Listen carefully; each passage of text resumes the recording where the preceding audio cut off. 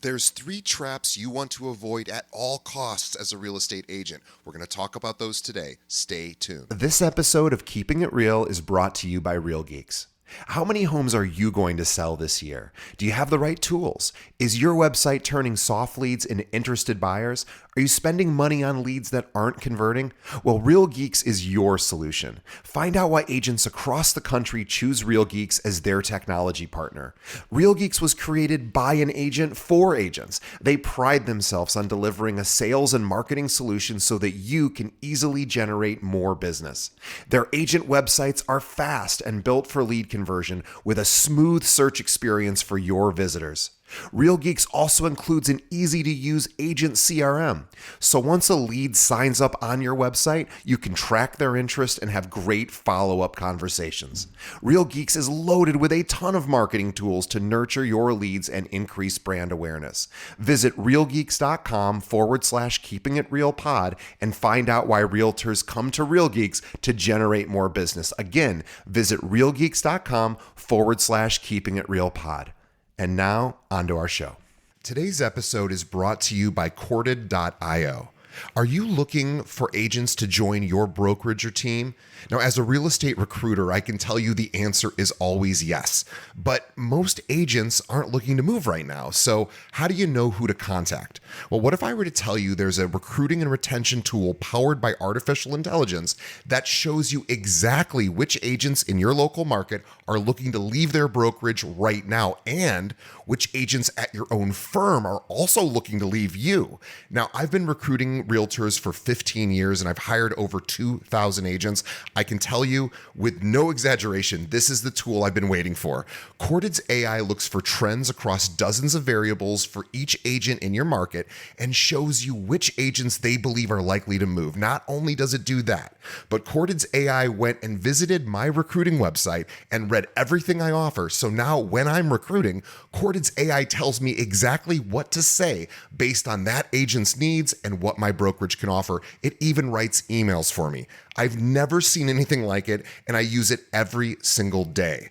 Now, if you are looking to grow your brokerage, Corded.io is the best tool out there. Visit Corded.io to schedule a demo. Again, that's Corded.io. And now, onto the show.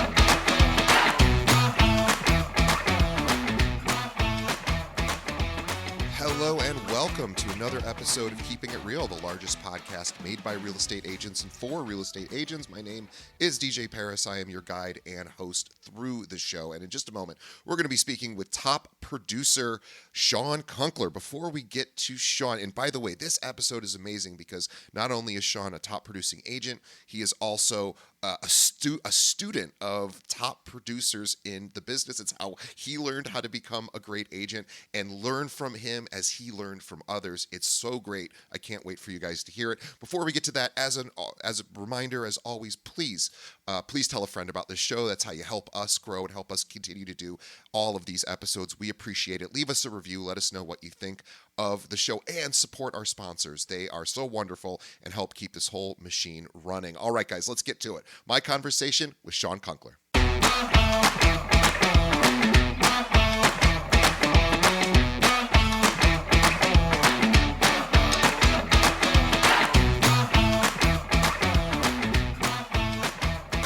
Today, my guest is Shawn Kunkler with Compass in San Francisco. He is part of Homeward Associates. And let me tell you more about Shawn. So he's an East Coast native who traded Connecticut winters for California's sunny skies in his early 20s. And Shawn has cultivated a deep love for Northern California and all that his community provides. Mastering the art of customer success in his previous career, he pivoted from luxury athletic clubs into the real estate realm in 2017 and has not looked back. Serving the same discerning Bay Area clientele, Shawn has honed his keen ability to anticipate clients' individual needs and identify the right course of action to achieve success, driven by a strong desire to help others put down roots in the beloved community he calls home. His passion for real estate is palpable. It is evident in the way he thoughtfully guides clients through the home buying process, advocating every step of the way. We should mention San Francisco, not the Bay Area rather, not the easiest market to be a realtor in, as we probably all know. So I love talking to agents that are really, doing well out there. I just, it scares me to even think about trying something like that. He's also an accomplished martial artist and published author. He's also a motorcycle enthusiast, and he loves riding up the coast, visiting museums, and hiking Bay Area trails on the weekend. I want everybody. Oh, and he's a podcast host. Want everybody to check out his podcast. It's very similar to this one in the sense that he talks to top producers, and so we couldn't be a bigger supporter. Realtor 180 is the podcast anywhere podcasts are served. You can also subscribe to the YouTube channel. Just do a search for Realtor 180. You'll find him, and follow him on Instagram, Shawn_Kunkler, Kunkler. We'll have links to all this in the show notes. Shawn, welcome. Thank you. I'm so happy to be here. This is going to be fun. Looking forward I to am it. so well. This is light lifting day for me because you are a podcast host, so no pressure. But you can, a lot of a lot of the interesting stuff is going to come from you, because you're used to having interesting conversations with agents. But I always like to start. Actually, before we get started, I Yeah. have a question for you, and I apologize. I usually tell guests about this ahead of time. I didn't this time, so I apologize for that. But I think you'll be able to handle it, which is, what's the best piece of advice you ever received, from 2017 on, about, being an agent? What was the best piece of advice you received? Wow, that is a great question right out of the gate. What's the best piece of advice? Whew, I want to say it's funny. My brain is going in 20 different directions, but I think the best piece of advice that I ever received was wherever you're at in your career. Let's say you're year one to going into year two, or year 10 going into 11, is talk to people who are successful and ask them specifically what they did at that time frame. And because what you're doing at year 10 is very different, because your phone should be ringing by that point. And at year one, you're trying to build your list of your hot 100. And so your daily activities are very, very different. And so I would say surround yourself with highly successful people, and then ask them what they specifically did at that specific threshold. That's really, really great advice. I always love, it's always the fundamentals, right? And that is such a great Yeah. fundamental thing that we should all be doing. And also, asking those people slightly above, like, how'd you get from here to there? Yeah. And finding out what those tasks are, probably the same tasks, that you do now. And what's one bad piece of advice that you've received as an agent? I think it's twofold. I had a really amazing principal when I was in high school, and he always said, consider the source. And so, like, if you were getting negative feedback from somebody, or like somebody was picking on you, it'd be like, consider the source. And I think when you qualify advice and then you really consider the source, the reality is you only have a couple mentors, but a lot of people, everybody's going to give you advice. And figure out what that person's really great at. And if they're not, then I probably wouldn't take their advice. Yeah, I think that's a very wise way. Consider the source. That's great. Wow. That is fantastic. Well, thank you again for being on our show. I would love to get to know you a bit better and find out how you got from the East Coast to the West Coast. So tell us about, previously you were in the luxury athletic club business, and Yeah. then, making the shift. How, why, where? Give me the specifics. Oh God, it was almost 2 decades ago, so it was quite a while ago. I was, yeah, I grew up in the burbs, and I grew up in a town that was it was a factory town. My dad owned a factory, and I grew up working in his machine shop and learning the inner workings of that. And I realized that while it's a great path, it just wasn't for me. It wasn't my DNA. And I really I wanted to do more and different. Simultaneously, I was a really insecure and scared kid. And so I realized that I need to just get in front of more people to overcome that fear that I had. And I had an opportunity to do sales, and I was about, I want to say, 18 years old. And my ex works for a motorcycle seat company, and they were hosting a huge event. And I went to the event, and it was a 3-day event, and it was basically selling seats and installing them. And we had a dinner at the close of the event, and the president stood up, and there was, the senior VPs and the VPs and the regional directors and all these people, and he's like, uh I want to basically share what happened in the weekend and blah blah blah. And he like goes through and he's like, the top two salespeople, he was the number one, the president, and number two was me. And I had never done sales before, and that's where I got my taste. Simultaneously, I grew up in a small town, and I realized going to New York on weekends and hanging out in Boston that there was just something about a city, Hmm. and wanting to do more, wanting to figure out this different new space. I was always enthralled with martial arts. I remember as a kid, like laying on the couch. I had bad asthma, and it'd be like the weekend, and I'd watch like kung fu marathons, and I loved it. I don't know what it was about it, but I loved it. And so, as I got a little bit older and started to figure out things, I realized, one, I wanted to live in a city, and two, I really wanted to study martial arts. And going to New York and realizing they have the same weather patterns as Connecticut, I was like, you know what? I really want to go to a different hub somewhere else. And I had a pen pal growing up who lived in San Francisco, and I learned tidbits about it. And I think it was 4 months later, we moved sight unseen. Amazing. And here you are. So what I love about what you do is obviously you're doing something I don't do, which is I am not out there in the trenches selling. So you are, which I very much admire. And on top of that, you also have this great podcast. And you're talking to other successful agents. So Yeah. you're giving back to the industry. And I think that's unbelievable as well. So, tell us a little bit about why'd you decide to start the podcast? Great question. So when I was building my real estate team, I had a business coach, and the very first steps were, and it was a business coach, not a real estate coach, because real estate coaches, not all of them, but they tend to do a lot of blocking and tackling. You need to make more calls. You need to do more of this, and here are the scripts. And I didn't want that. I wanted business help and advice. And so we started down the path of, what culture are you looking to build with your team? What's your mission? And the mission statement was from JFK: a rising tide lifts all boats. Mhm.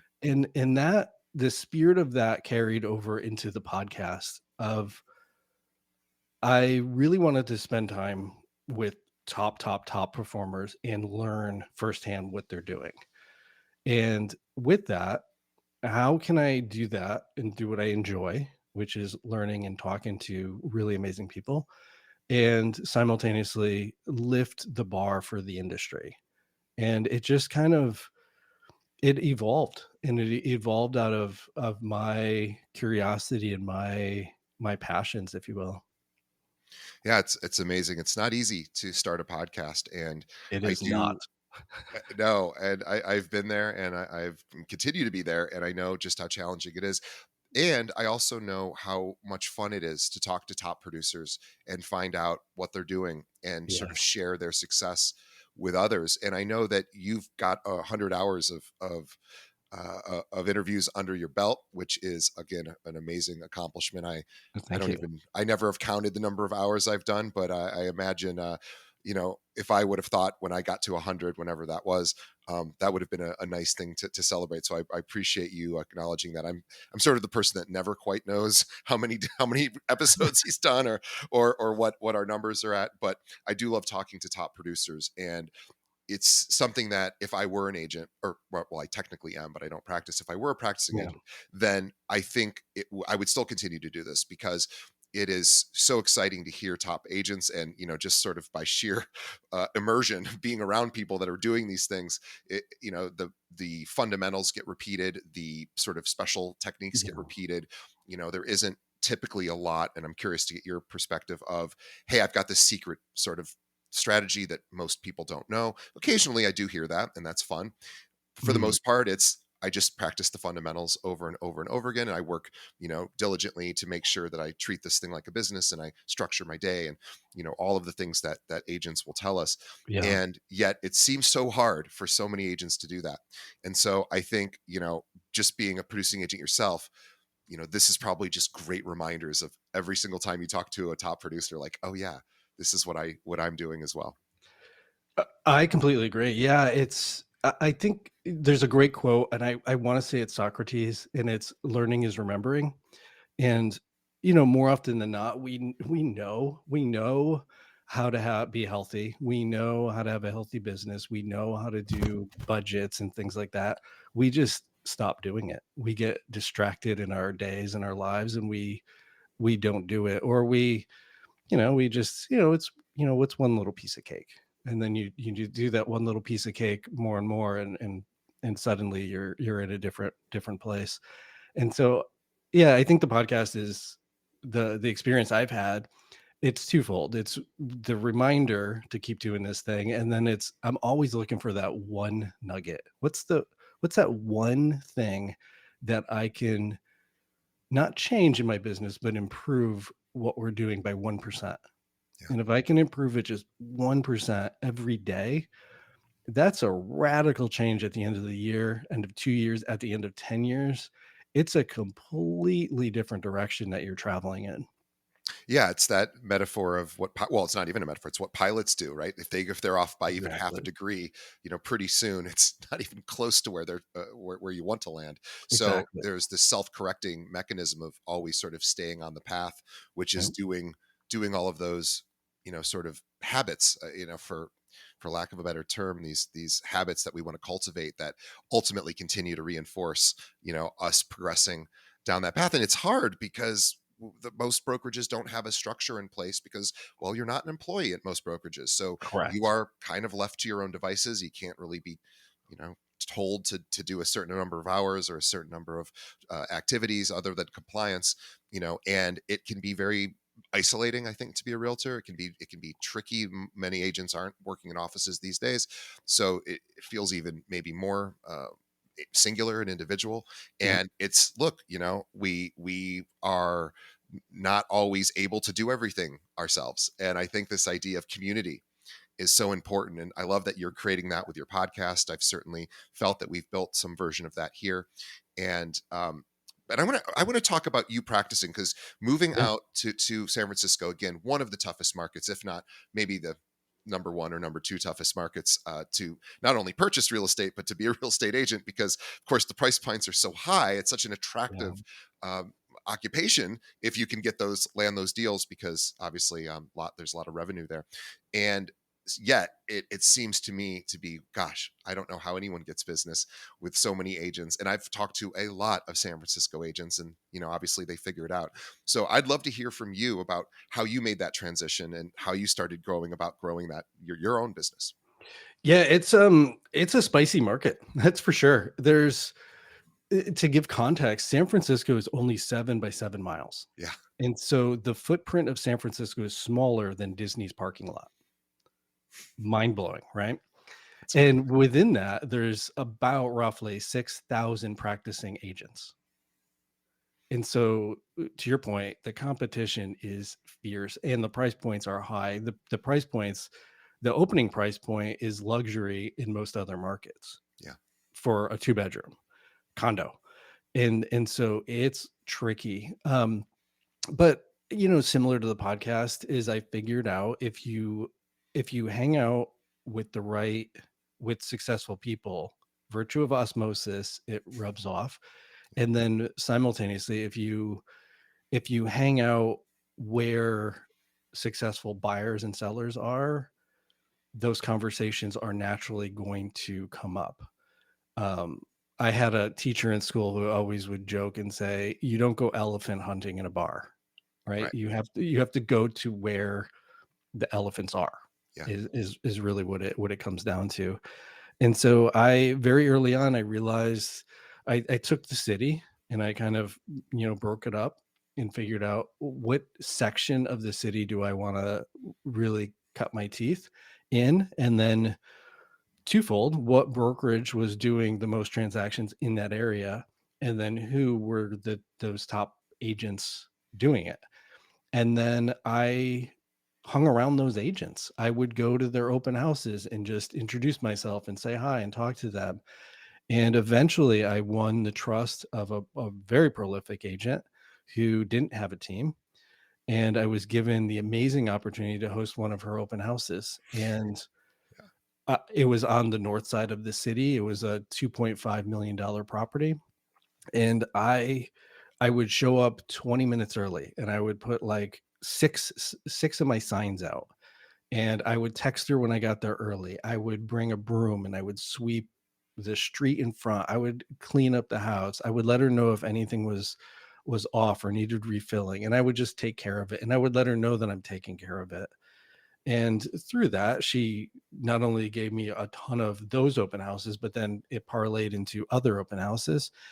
And from doing that and being consistent in doing that, I feel like I got really lucky, but I think luck always meets hard work. And I met a guy who had to move.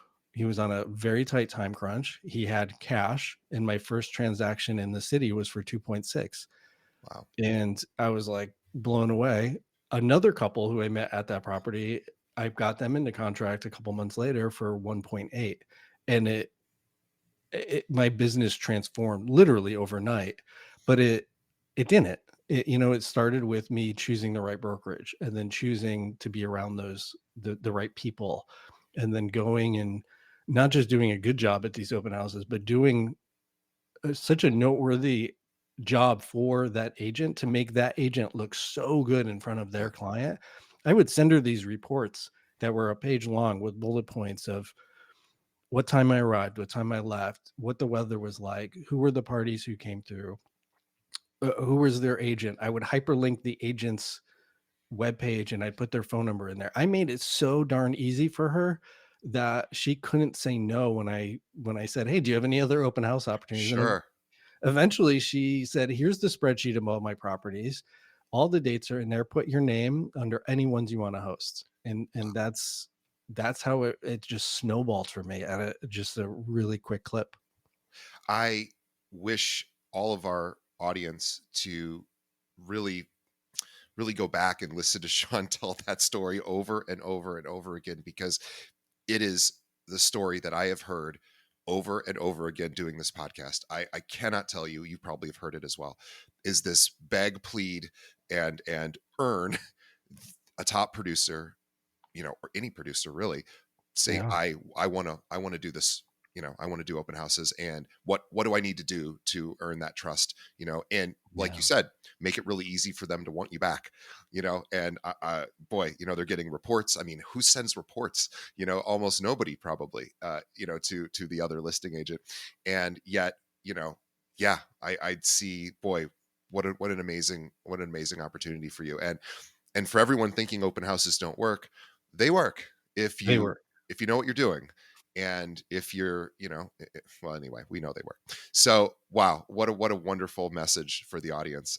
This is so smart. So I would do that. Whatever brokerage you're at, look at the other listings from that brokerage in that area, and let's start talking to those top agents or any agent and saying, hey, I want to get better at open houses, and here's my plan that I want to do. Does this meet your standards, Mr. or Mrs. Broker? Is this what you're looking for in an open house? And if not, help me fill in the blanks, and let me go do this for you and prove to you that I'm going to make you look amazing to the neighborhood and the sellers. And who doesn't want to look amazing to the client, right? So Exactly. what a wonderful suggestion. So thank you for that. Again, it's so fundamental, and yet it is so easily ignored. And it takes courage to ask a top producer to let you show their several $1 million listing. That is not an easy ask, because of course they're like, why would I give that to you? Well, eventually, you, like Sean said, he goes, I earned my way into that. Probably wasn't the very first time he asked. He probably, I imagine you probably had to demonstrate that you had the competency to do something like that. Yeah, I mean, it's we've all heard, with clients, they have to know you, like you, then trust you. And it's not dissimilar. It's the same formula for Yeah, agents. And I remember this agent who didn't know me from anybody else. I went to her open house. I introduced myself. I saw she was busy. I just said, "Hi, I wanted to introduce myself. I'm Sean. Like, let me know if you ever need anything. Happy to help." Left. When I was leaving, I saw that her sign on the corner had blown over. And so I stood it back up. I took a photo and I said, "Hey, your sign on the corner blew over." I leaned it up so it wouldn't fall over again. And then that was it. And but I sent it with an image and I remember she thanked me. And sure, so it's the little things. always. And it's now they kind of know you're looking out, right? You're aware, and it's you're getting on the you get on the radar first, and then you just build from there. It's the same, I think, for agents recruiting, for agents wanting to get in front of top performers, to do open houses, to get in front of clients. It's the same formula. Treat everybody like a client. Yeah, Follow up with them, check in with them, see how they're doing, and don't ask permission to be supportive. Just be supportive. And I have found from doing that, good things come from it.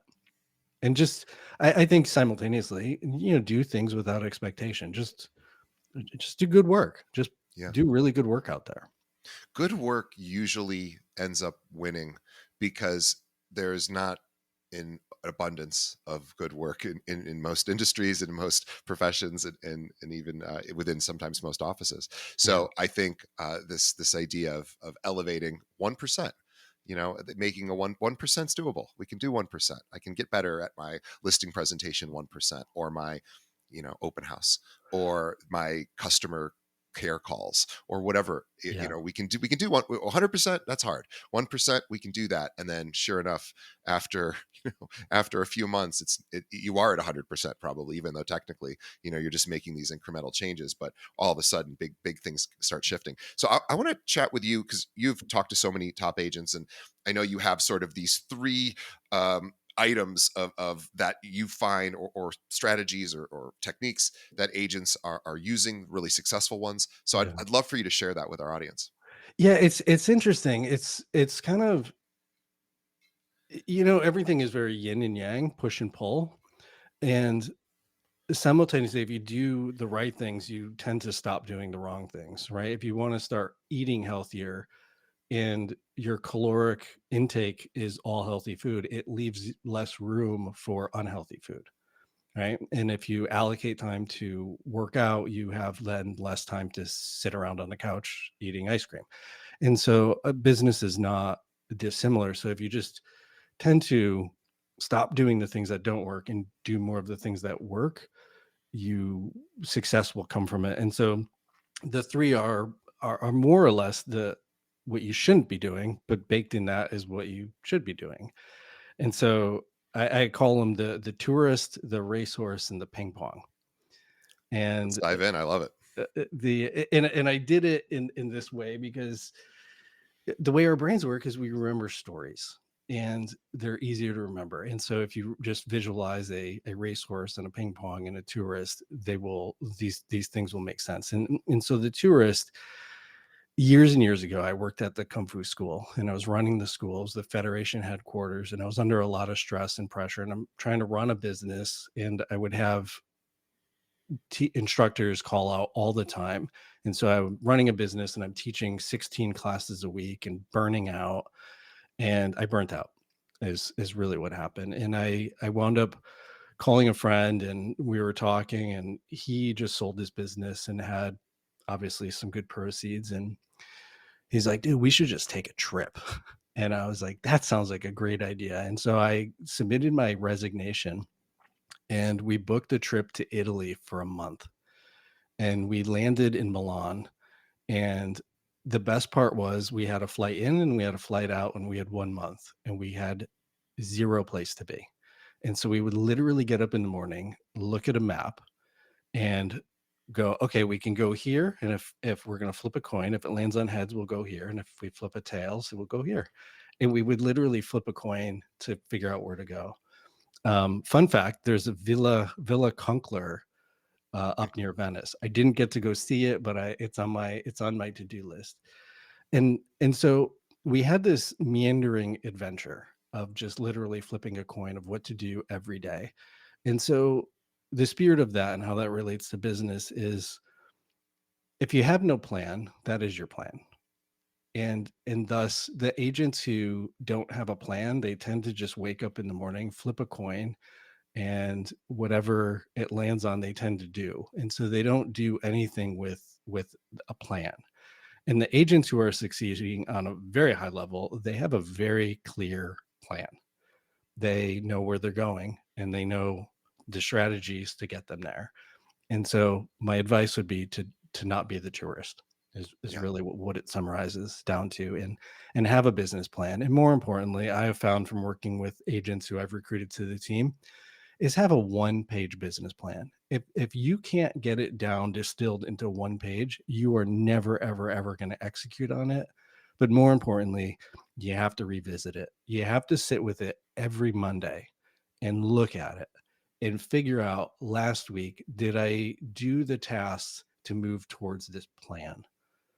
And it's not one of these, at the end of the years you set it and then forget it, and then you relook at it next year and you said, well, we missed or we hit, great job. That's not how you use it. And so having a really concise plan is what's going to carry you to success. So don't be the tourist, but be the almost gosh, I don't know what the opposite of tourist is, but certainly somebody who knows exactly what they're doing when, A and pilot. a uh, pilot. you Yeah, know, there to go we back go. to your analogy of flying, a plane flying from New York to San Francisco is off course 90% of the Yeah, time. The yeah. pilot's goal is to keep it course corrected. That's their goal. And so within that, there's no failures. The pilot didn't fail because they need to course correct. It was an outcome, and they had an outcome they didn't want, so they changed it to have the outcome they do want. And so having the mindset of there aren't failures, there's outcomes, and stop doing the outcomes that are giving you what you don't want and start doing more of the ones that are giving you what you do want. Yeah. Yeah, that makes perfect sense. So yeah, I agree. It's we're talking about intentionality, right? It's the idea of, instead of being reactive, and it's so easy to be reactive, and it can feel so productive to be reactive when things Yeah. come at us, come into our inbox, or text and phone calls, and we can just spend all day, batting the balls back and forth that are coming at our way. And certainly we have to do that. And we also need to have a time where it's like, no, from this time to this time, I'm doing this other thing. And this other thing is Yeah. to help me course correct so that I'm not just batting, you know, customer service, balls all day long. I have to be prospecting. I have to be, Exactly. nurturing my database. And so those are the things that, yeah, they're not as easy to get started, and also they're sometimes not as much fun, right? That's the other part, is that it isn't necessarily the most pleasurable tasks that are the most profitable, right? And so that's the other thing, is we think we also have to really get comfortable with the idea that discomfort is the part of, probably the name of the game, is how do we stay in discomfort, healthy discomfort, discomfort that's leading us to where we want to go. And Well said. it's not easy to step into that, because you have to be willing to stand in the way of a bit of misery. And misery is the path. And because through misery, you get stronger and you get better, and then all of a sudden you're out of the misery, and you're reaping the rewards. But misery is the place you gotta be willing to step into. And it's not a fun lesson to hear. And I wish there was another way. I haven't found it yet. Well, No, okay, but so go ahead. it relates to working out, right? Yeah, You go to the gym and then you're sore. That's discomfort. But yeah, you earn that discomfort. That's good yeah, discomfort, because tomorrow when you show up, your body's healing, it's growing, it's changing, and you're stronger. And so that thing that made you discomfort or uncomfortable in the beginning no longer makes you uncomfortable. And that's, our brains are actually wired like that. The more that you do something that's uncomfortable, that part of your brain actually gets stronger. And so the absolutely. next time you do it, it's not as uncomfortable. That's why, you see these amazing public speakers on stage and they're charismatic and charming and engaging with with everybody, or your podcast. There's no way your first podcast was as good as the one your last six, I've right? eliminated it from my memory because it was so bad. Mine too. I go back and I look at the first ones and I was like, oh my God, this was painful. But I got more and more comfortable. And I'm sure now you don't think about who's listening. You focus on the conversation and you kind of stay in the moment. And but you got there by doing that uncomfortable thing so many times that it doesn't.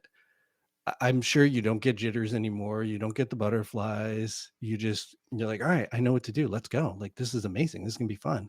And it's the same with all the aspects of our business. I agree, and I would also add to that, to keep me honest, that, it's like you're going back to your workout metaphor. So every time I go to the gym, for example, if I have to do a wall sit, something that I'm not a fan of doing, I don't like that exercise. It's not enjoyable for me. None of the exercises are enjoyable, but that is one of the least enjoyable ones. It hurts. I have to hold it. It's this isometric exercise that I go basically almost until failure. So I'm almost like collapsing. And yet that's the path, because that's how muscles get torn apart and they rebuild stronger. And Exactly. then to keep me honest is, yes, the next time maybe that particular amount of time is easier, but that means I have to do more to make it even harder. And I have to keep doing that to ratchet up, to keep growing. And so, back to this podcast, yeah, I don't get jitters, but what am I working on to make this even better for Great my point. listeners?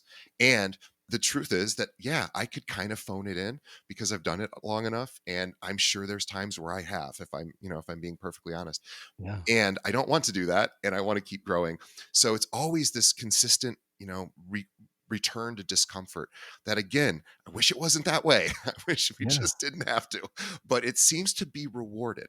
It's rewarded by society, it's rewarded by ourselves, it's rewarded just by industry. So again, it's never the message I want to hear. But Well said. I mean, and I appreciate the reframe. Is you're right. Like we even if you have figured out, even if you got the wall sit for 15 seconds, now it's 16, yeah, and then it's 17, then it's yeah, 18, and then eventually it's like 2 minutes, 3 minutes, and you're like, oh my God, this is crazy. You're right. You're absolutely right. You need that continuous growth. And that's where when we're growing as humans, that's when we're typically the happiest. It's 100%. those really challenging experiences in our lives are usually that moment after was the biggest growth we've had.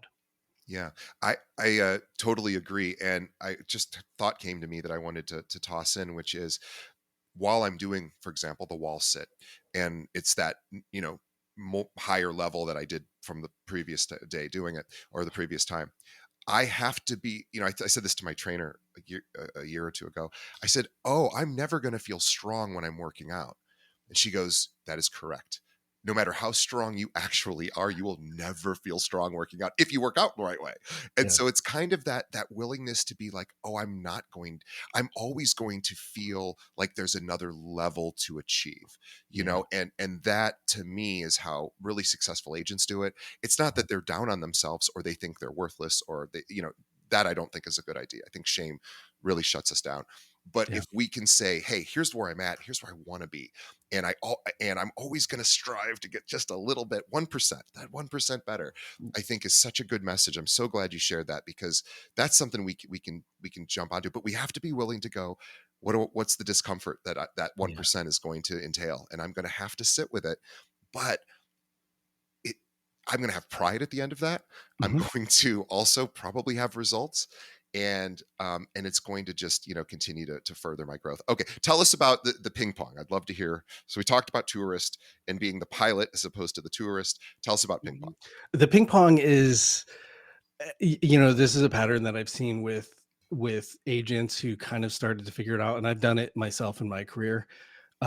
Is the ping pong is you start doing that thing that really works for you, and then you become really successful in doing that one thing, but then you also become very busy. Yeah. So then you recede from doing that one thing, and then the business comes down.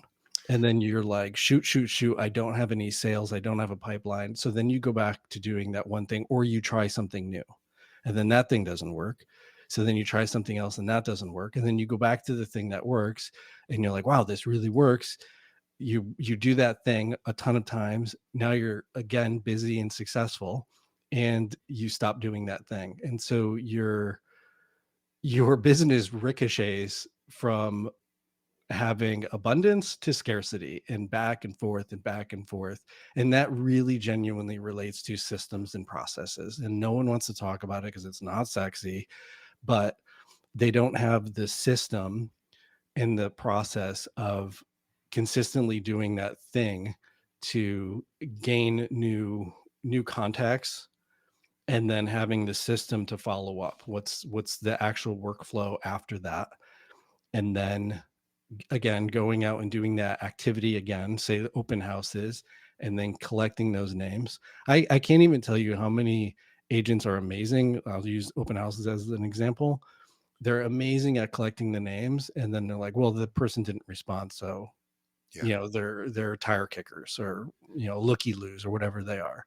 And I hate both of those phrases. And it's like, well, how many times did you follow up? Well, I sent them an email. Yeah. And you're like, well, how many times? Once. Yeah. And so it's like you need the system on the back end to do it more than once. And the reality is marketing statistically, we need to hear about something 7 to 9 times before we actually engage with it. So Yeah. the math is the reality is you're going to have to meet 100 people to have a 2% conversion, meaning two closes, 100 people to have two closes. And you're going to have to follow up with 100 people north of 7 times. Yeah. And most people don't have that system in place. And so their business tends to ping pong is sadly what happens. And they also don't have the willingness. And again, I'm not there before the grace of God go I. So I am not dissimilar from this, but they don't have the willingness to say, I'm not going to see the result on the third call. In fact, if I do, it's a fluke. Right. Yeah. On the third text, the third phone call, the third email, if they somehow are like, let's start working together, I just got real lucky because it's really going to take, it's Right. probably even more than 7 to 9 touches, it might be 30. But this idea of I'm going to earn this, I'm going to Yeah. earn this, just like you earned your way into, to some open houses.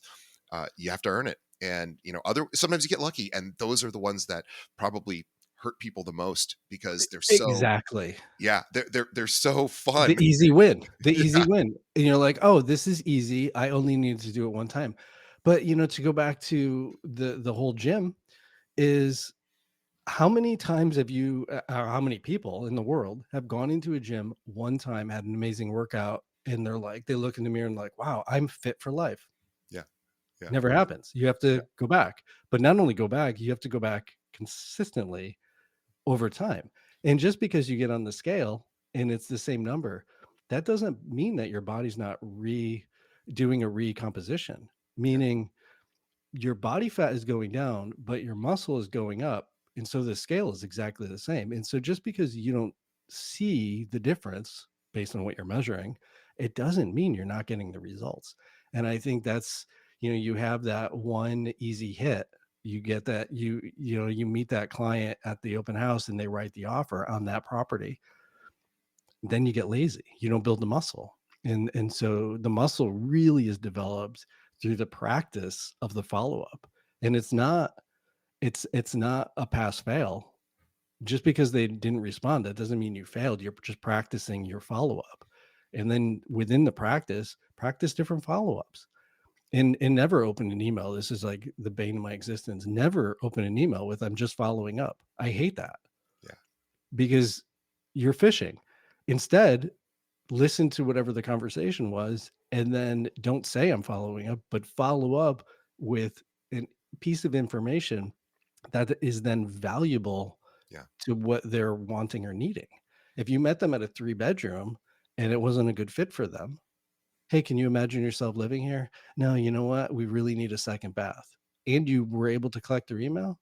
Well, then your follow up should be, hey, I wanted to check in. I know this property wasn't a good fit because of X, Y, and Z, but I found this other one that's off market and it is. Did you want to hear more information about it?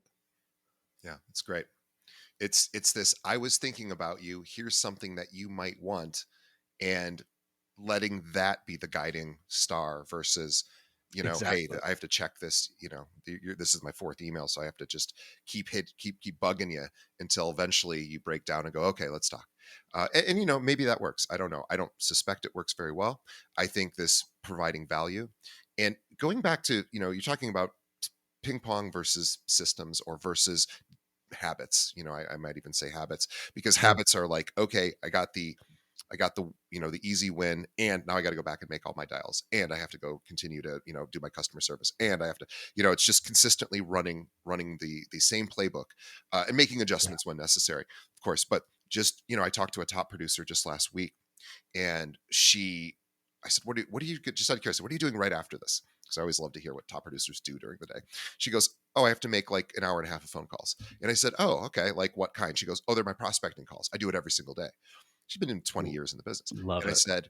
I said, really? And she said, "Yeah, I have to." She goes, if I don't, it's the ping pong effect. I'll be busy for a while and then I won't be. And she's like, I can't not keep my pipeline full. Yeah. So, and I suspect she doesn't get, a huge hit rate on those phone calls, but she knows that that's how you earn your way into somebody's business. Again, it goes back to out of 100 people that that's in your database, only 2% are going to convert. That's just sales statistics, only 2%. And so 98 of those phone calls they're not they're not useless. They're future business, because not only that, each person knows 3 other people who are thinking about making a move later that year. And so that's the gold. And just it's, and I always use this word very carefully. I used it earlier when we said, but we don't make time. Like, you can't make time. That's an impossibility, but you can allocate time to do the thing. In those top performers, they always allocate time, and I think they also live by another rule. If you have to erase it, you must replace it. You have to Yeah. put it somewhere else on your calendar. And that's, the calendar is another ping pong. Is the top performers, and I'm sure you've seen this with your podcast, all the top performers use a calendar. They all show up when they have to be there. I can always tell when I'm doing a podcast recording who's not a top performer, just virtue of the emails that I get. Hey, are we still on for Friday? Hey, I don't see the link here. It's like they're missing all of the cues along the way. Yeah. Yeah. They don't have systems. And There it is. I do. I had this thought, and I don't think this is our listeners. So please, I'm not talking to you, the listener, but other people that maybe aren't listening. I think there's a lot of realtors, maybe the majority of them, that don't actually keep a calendar. And I don't mean top performers. They all do, but I mean everybody else. I think there's people in my personal life who are not realtors who don't keep a calendar. Maybe they just have amazing memories. I don't know, but I certainly don't. So I have to structure every hour of the day pretty much, and that doesn't mean I don't make adjustments. We all do, but I at least try to figure out, what am I doing today, Yeah. and what time, and I have to write it down because I won't remember. Same. I cannot rely on my memory at all. And so our listing process, for example, there's 107 steps. There's 107 steps because I cannot remember when we have 4 listings, what if that one report was ordered for this specific property. So when you have systems and processes, those 3 a.m. wake up panics don't happen anymore, because there's a place for everything and everything's in its place. Yeah, and it's a good reminder for me to tighten up some of my systems as well, because that is a good, if you are having those Sunday scaries or whatever day of the week that is for you. It's I that, love that my gosh. phrase. Yeah, I didn't come up with it. It's kind of out there in the vernacular now, but it's such so perfect, because I know that Yeah. feeling. It's probably because I haven't tightened up my process, and I haven't created a repeatable system. So yeah, let's talk about racehorse. So we had tourist, we have ping pong. Don't be a ping pong. Making sure that you're consistent with your disciplined habits. And now tell us about racehorse. Yeah, so you gotta have a plan is the first thing, and then you have to have a system to execute the plan. And now the racehorse. The racehorse, have you ever been to a racetrack? When I turned 30, my friends all decided to take me to the racetrack, which was super fun. We all, like, put on suits and the women wore sundresses, and it was just like this, Sure. just such a cool event. But what's interesting is these racehorses, they have a goal, right? So they have they're not the tourists. They start at the start line, and their goal is the finish line. And not only that, to finish first, but the fascinating part is every horse has blinders on. And so now the jockey's goal is to keep the horse doing its job. And the blinders are now to keep the horse from getting distracted, because if Yeah. the horse doesn't have them and they focused on the horse to the left, the horse on the right is going to pass. And if they're focused on the horse on the right, the horse on the left is going to pass. So they have blinders to keep from getting distracted.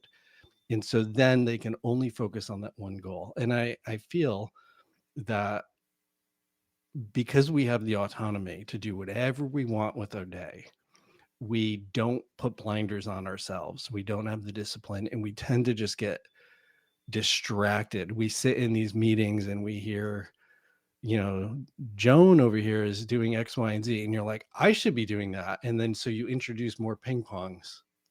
Now you don't have one ping pong, now you got two. And then you're like, well, Mike over here is doing this thing. So now let me bring in another ping pong. And so now we've made ourselves really busy. We don't have a system to implement these ping pongs. And then we are now chasing more and more ping pongs and getting less and less results. Yeah. And so it really boils down to is you got to have a plan, you got to have the systems, but then you got to stay focused. And it's this distractions that are really killing the business. And those agents who are succeeding on a high level, they have those blinders on. And you know, even going back to agents leverage social media. How many set a timer to focus on lead generation on social media, but instead they actually just turned it into a scroll fest, Yeah. and then they next thing you know 2 hours went by and they're looking at like pictures of puppies. Yeah. And so really having the discipline in your day to say, hey, I'm doing this thing right now and I'm not going to be distracted by it. One of the simple things that we do is with the podcast, great example, is when I launched it, I decided that we're going to have a goal of X amount of months, and the goal is to get so many subscribers or downloads, and then so we won't measure anything until that point. And within that, I need to have enough budget allocated for that project, and then I need to figure out who is going to execute what, because I don't have time to add more ping pongs. My schedule's already full. And so now I have to figure out how to get some of these things off my plate. And that's the pre-planning to a strategy. Whatever your marketing strategy is having the plan to it. Deciding things on the whim, right? Not referring to your business plan is kind of the kiss of death. It's kind of like, you know, being a tourist in the gym. It's like if you went to the gym and said, I don't feel like doing wall sits today, but you did that over, you know, 20, 30, 40 days, your wall sits are not going to get any better, and you're not going to develop that core strength because you didn't feel like it that day. And so again, having the blinders on, or the coach, the mentor in your back pocket to say, hey, you really need to, this was your plan. Now you need to execute on it. Yeah, and having accountability, and I think, you know, that's where, like you said, coach comes in, accountability partner. If you can't do a coach, you just find another agent. Look, we're all struggling in different ways, and so Exactly. everybody's going to need accountability. You know, nobody does it all perfectly, and getting somebody to help keep you on task is, you know, obviously such a great thing, and it's not a failure. I want to make sure, if you're thinking, boy, I end up doom scrolling, or I end up just infinitely scrolling, because yeah, that's what it's designed to do. It's designed to make you do that. That's not even your fault, but there's a way around it, right? Yeah. And that's by having some sort of accountability, where maybe you only allow yourself a certain number of minutes, you know, and having other processes in place. But yes, the hard stuff is hard. The hard stuff is hard, and Well said. yeah, and I again wish it wasn't, Boy, that'll be my first question if there is a creator and I get to meet the creator when I pass. I'll be like, "Why'd you make all the good stuff so hard?" But he probably, or he or she will probably say, "Well, yeah, was what's supposed to be." So, um, and it just is. That's kind of just reality. So, look, we also, I think, just have to be really careful about technology just capturing our attention when it's designed to, especially Yep, social media, is designed to capture our attention because that's how it monetizes. So of exactly. course it wants you infinitely scrolling. Like that's the best possible thing you can do for that service. And it's tricky because you probably have to post on social media. It's kind of like the person with the eating disorder trying to learn how to eat in a non-disorderly way. That's not easy because Right. you have to eat. So I get that the social media thing is really tricky, but if you keep falling into that hole, that's where you need to say, I keep falling into this hole. I just have Yeah. to find a solution. And whether it's you put a timer on your phone that locks you out, or you get somebody to, just check in with, okay, for the next half an hour, I'm going to post, I'm going to connect with my audience. I'm going to write comments on there, instead of Yeah. consuming, I'm going to be proactive and do something, or create content, whatever. And in 30 minutes, I'm going to call you and I'm going to tell you how many of these I did, or whatever the system is. Yeah. Don't feel ashamed. My girlfriend struggles with infinitely scrolling, and she's a super successful executive. So it's not. She's one of the most disciplined people I know, and she can't hardly do it. So And that's how it's designed. I mean, it's yeah, designed to be yeah, addictive. And I think you make a really great point, DJ, is to recognize, to just be very honest with yourself. And it's hard to say, I do scroll too much and I do have a problem with that. Like, at least whatever it is in your business, just acknowledge it. And then what I would recommend is find a solution. Is maybe log out every time you are done, or delete the app. So you have to re-upload the app before, and yeah, then you have to log back in to go do the activity. Make it a little bit harder.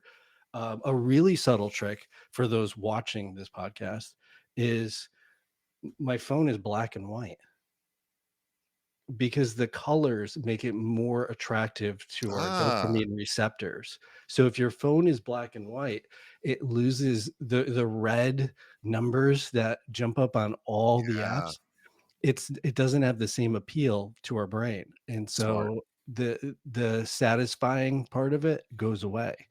And so there's tons of little tricks. You can get a product like Loomly, for example, and you go to that platform and you put all of your social posts in there, and then you schedule them to go out. So you don't even have to actually physically go to that app.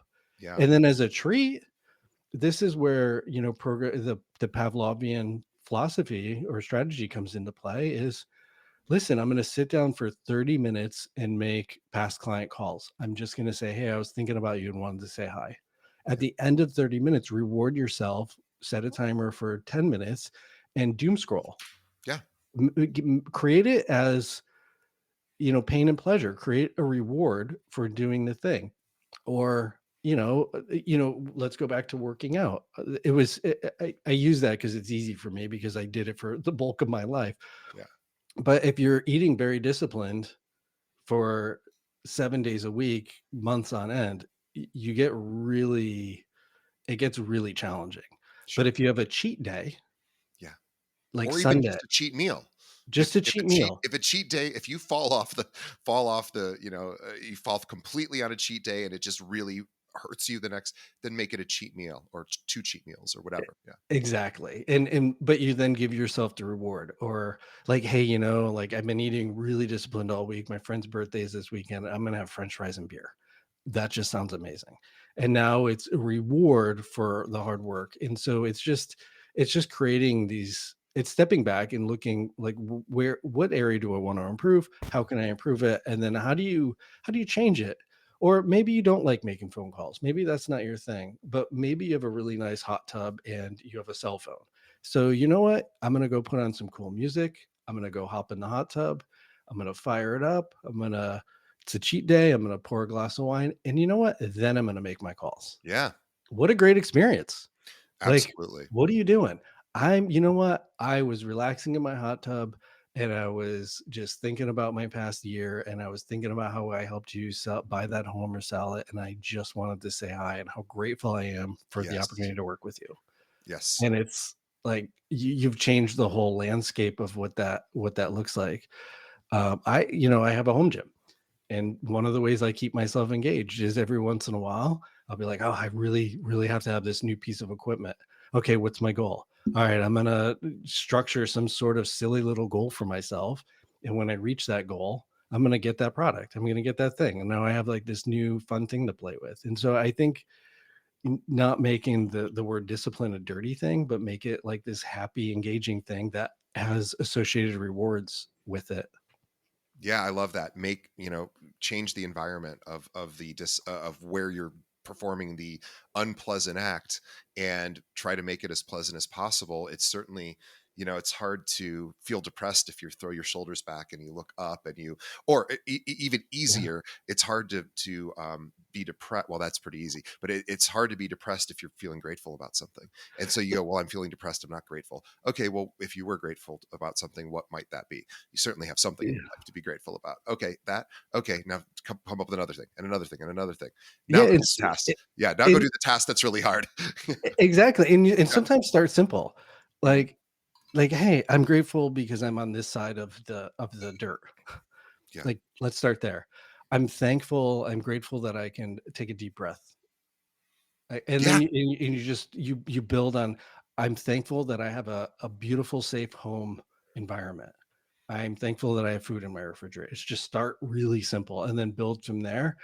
And again, like I think if you add some body movement and some music, it's it's really easy for us to downward spiral. You Sure. have a deal blowing up, you have, clients pulling out, you have like a lot of bad stuff, but you can go back and recalibrate yourself. Our brains you cannot focus on being depressed and immensely grateful at the same time. It can't, like, the wiring They're doesn't. different parts of the brain. Yeah. It's a totally different part of the brain. And just go back to I'm grateful for this opportunity. It's a learning opportunity and it's a challenge, but I'm grateful that I'm having this moment right now because I'm going to learn something. What can I learn? And then you're reframing your perspective on that event, which sometimes it's really hard. Perfectly said. Well, Realtor 180 is the podcast. I want everybody to go check out and subscribe. We'll have a link in the show notes. Also, Shawn underscore Kunkler, Kunkler. He is with Compass in San Francisco, the Bay Area. And guess what? His company, Homeward Associates, is his brand. And we will have a link to his website as well in the show notes because you should want to connect with him. Because guess what? Not everyone lives in San Francisco forever, right? It's a very expensive place to live. And a lot of times people go, I want to go somewhere else and get a little bit more for my money, or they maybe leave an industry and go somewhere different. So, guess what? He's got people that leave and need help in other parts of the country. And you may have people that are transferring in and out of San Francisco as well. And you might not practice there. So, let's reach out to Shawn. Let's make some connections, see if you can, work out some fun referral stuff. Let him know, what you expect from him if he's going to pass an agent over to you. Because guess what? He will tell you and he will probably want the same. And I love that Shawn has, he's obviously right on top of things. He's got his systems, his processes. He knows what to do, and he is constantly talking to top producers. So he's constantly hearing what to do as well. So even if he's having a tough day on his podcast, he's hearing from people that know how to get through those tough days, and he's at a great company as well. So let's all support Shawn. He's a great guy. So we're so thankful on behalf of the audience, Shawn, for you're spending an hour with us. That's really, I know, not easy for a top producer like you. So thank you on behalf of the audience, on behalf of Shawn and myself. Thank you to the audience. You guys are the reason we do this show, and Yeah. we want to keep doing these episodes. So please continue listening. If you found us of value, please like and subscribe to the podcast. And also, too, if you have another agent in your market or in your office that could use some of this knowledge and really, what did we hear today? We heard a lot about intentionality. Let's intentionally structure our business. And it's a great reminder to do those things. Send this podcast off as a link. Let them know about it. We're here to serve you and the broker community as a whole. As Shawn said, rising tide raises all ships. So let's help all the other agents that are struggling because right now it's tough out there. And so let's make it a little bit less tough. Shawn, thank you again. We will, and thank you to our sponsors, of course, as well. We love you. And Realtor 180 again, go subscribe. We will get everyone, see everyone, and hear, listen, or I guess you'll hear us on the next episode or see us. Shawn, thank you again. Thank you. Appreciate it.